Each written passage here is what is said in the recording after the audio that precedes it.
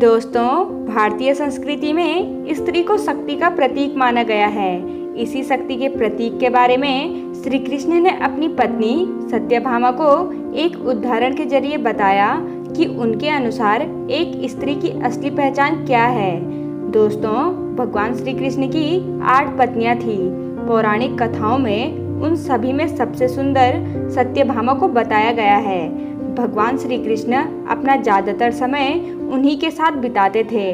एक बार सत्यभामा को अपनी सुंदरता पर बहुत घमंड हो गया और सत्यभामा ने श्री कृष्ण से पूछा कि मैं आपको कैसे लगती हूँ। सवाल सुनते ही श्री कृष्ण ने सत्यभामा का घमंड तोड़ने का सोचा और उन्होंने जवाब देते हुए कहा कि तुम मुझे नमक के समान लगती हो। ये जवाब सुनते ही सत्यभामा गुस्से से लाल हो गई और वो वहाँ से चली गई। फिर कुछ समय बीतने के बाद श्री हरि ने महल में एक भव्य भोजन का आयोजन करवाया और भोज का खाना श्री कृष्ण ने सर्वप्रथम सत्यभामा को खाने को कहा।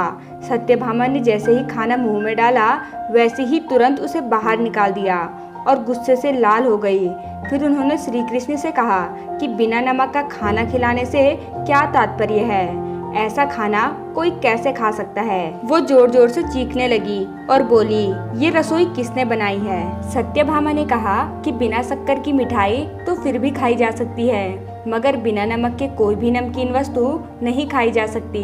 तब श्री कृष्ण ने कहा कि जब मैंने तुम्हें नमक बोला तब तुम क्यों गुस्सा हो गई थी, तुम मुझे नमक जितनी प्रिय हो। श्री कृष्ण ने उन्हें मनाया और समझाया कि जिस तरह नमक की अहमियत हर तरह की भोजन में होती है, उसी तरह स्त्री की भी अहमियत संसार के हर कार्य में होती है।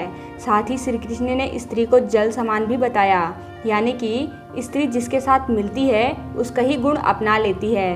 तब जाकर सत्यभामा को सारी बात समझ में आई। दोस्तों, श्री कृष्ण ने स्त्री को नमक के समान इसलिए बताया क्योंकि स्त्री नमक की तरह अपना अस्तित्व मिटाकर भी अपनी प्रेम और सादर सत्कार से परिवार को जीवन भर बांधे रखती है। वो कभी भी अपने परिवार पर किसी भी प्रकार की समस्या नहीं आने देती। स्त्री अपने परिवार के सभी सदस्यों को एक दूसरे से जोड़कर रखती है। श्री कृष्ण स्त्रियों की असली पहचान के बारे में आगे बताते हैं कि जो पुरुष महिलाओं को अपने आगे कुछ नहीं समझते, ऐसे पुरुष दुनिया के सबसे बड़े मूर्ख होते हैं। दोस्तों, आचार्य चाणक्य के अनुसार जिस स्त्री के अंदर दया और विनम्रता होती है उसको हमेशा सम्मान मिलता है। यानी जो स्त्री अपने क्रोध पर काबू नहीं कर पाती वो अपना तो नुकसान करती ही है, साथ ही पूरे परिवार को भी नुकसान पहुंचाती है। इसीलिए स्त्री को दया और विनम्रता जैसे गुण अपनाने चाहिए।